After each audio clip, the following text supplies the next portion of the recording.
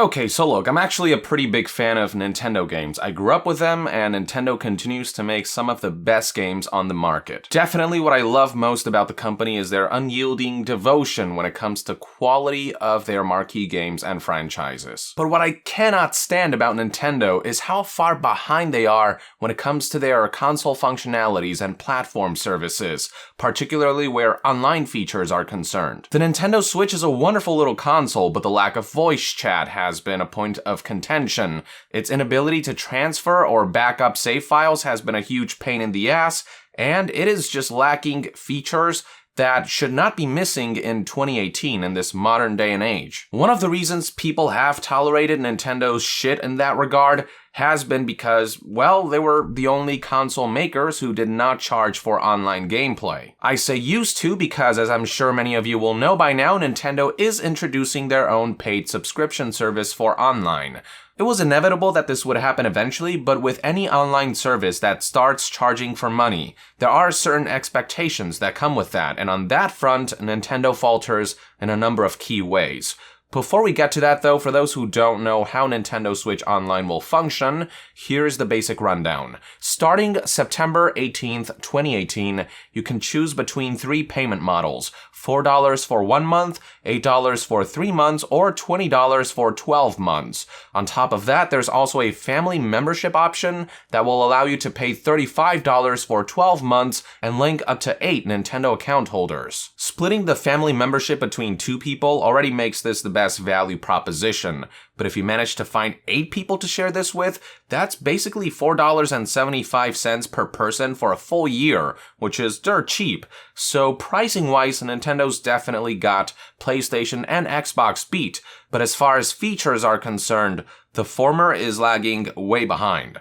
What does paying for Switch Online get you, one might ask? Well, there are 5 main features you have to keep in mind. First and foremost is, of course, online play, which used to be free but now requires payment, which is unfortunate but not entirely unexpected. Next up, we have a growing selection of NES games with added online functionality that you can access at any time. It's kind of like how PlayStation Plus and Xbox Live Gold offer you free games to download every month, except with Switch, it's almost like a Netflix-style service where you get to play any NES games in the collection, a collection that will be regularly updated. Now, here's the big one. Nintendo Switch Online will also allow players to store their save files in the cloud. This was easily among the most requested features for the console, as without it, anyone who lost or irreparably damaged their Switch would lose all their save progress. Unfortunately, there is a caveat to how cloud saves work on Switch right now though, but I'll get to that later. Moving on, Switch Online will grant you access to Nintendo's smartphone app, though we all know that the app is useless trash. While it does offer some convenient features like stats tracking and gear ordering for titles like Splatoon 2, as far as its main functionality goes, voice chat, it is still an unacceptable inconvenience in 2018, and you might as well just use Discord instead. Finally, the online service grants special offers, including the ability to purchase NES Joy-Cons that you can use for Switch Online's NES collection, and some exclusive gear for Splatoon 2. Pretty meager offering for now, but I'm sure the selection of special offers will grow in time. So with all that out of the way, let's talk about the 2 major caveats, starting with how cloud saves work. It's important to keep in mind that Nintendo already faced backlash when they first announced this feature a few months ago because they're the only console maker who are charging for a means to safely back up saves. While PS4 does require PlayStation Plus to store your save files in the cloud, the console mitigates that by allowing you to transfer save data to external storage devices. As for Xbox One, well, cloud saves don't require a gold subscription and are offered at no cost as long as you have an Xbox Live account, which are free to make, so potential loss of save data becomes a non-issue for this console. Switch, on the other hand, has no means to transfer save files to external storage, and cloud saves requires payment, meaning that it's the only console where backing up saves isn't an inherent feature and requires additional payment. Nintendo was heavily criticized for that alone, but here's where things go from bad to worse. The following information was discovered in the frequently asked questions section of Switch Online's official page. In the UK version of the FAQ, one of the questions reads, quote, "After my Nintendo Switch Online subscription expires, will my save data cloud files and Nintendo Entertainment System Nintendo Switch Online save data be erased?"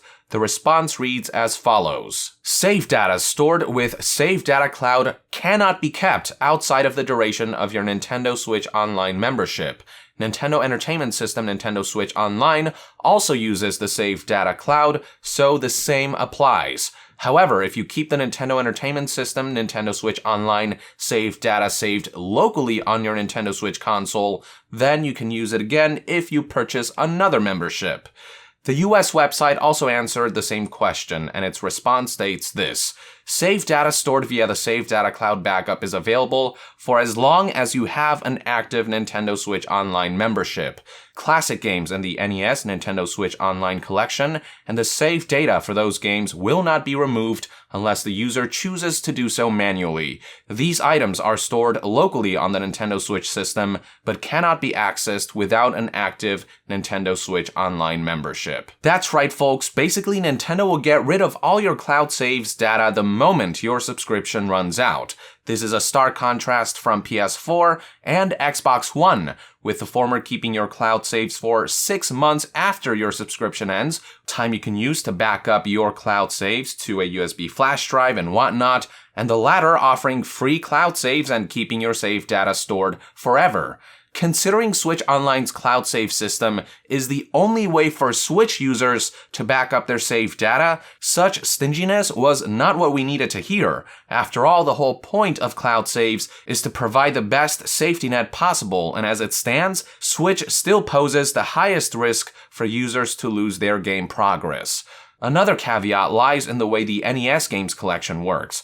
In Nintendo's official US website, another FAQ was if NES games offered by Switch Online can be played offline, the response of which is, quote, yes, these games can be played offline for up to 7 days, as long as you have an active Nintendo Switch Online membership. In other words, to have access to these games, you have to remember to log in every 7 days. Now, chances are that if you paid for Switch Online, then you use online functionalities regularly enough that this will not be a problem for you. But one of the selling points of the Switch is the ability to take your games anywhere on the go, and there may be occasions where users might take the console somewhere remote without internet access for an extended period of time.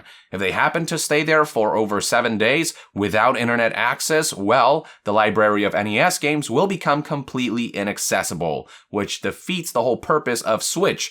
Given what Switch prides itself on, the versatility to act as both a home console and a portable console, this 7 days restriction is an unusual caveat. On just about every front, Nintendo's online service offering makes some asinine compromise. The way voice chat works is inconvenient. Cloud saves deleting immediately after subscription termination isn't at all reassuring, and the time limit on NES games defeats the purpose of the console's versatility.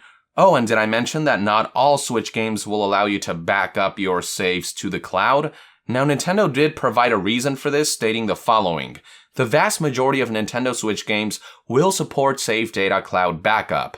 However, in certain games, this feature would make it possible to, for example, regain items that had been traded to other players or revert to a higher online multiplayer ranking that had been lost. To ensure fair play, Save Data Cloud backup may not be enabled for such games. To ensure that Save Data Cloud backups cannot be used to unfairly affect online multiplayer rankings, the feature will not be enabled in Splatoon 2. Okay, so to some degree I get where they're coming from, but there are plenty of other games out there who have gotten around this issue by tying online multiplayer progression to accounts like Fortnite, rather than through local save data like Splatoon 2.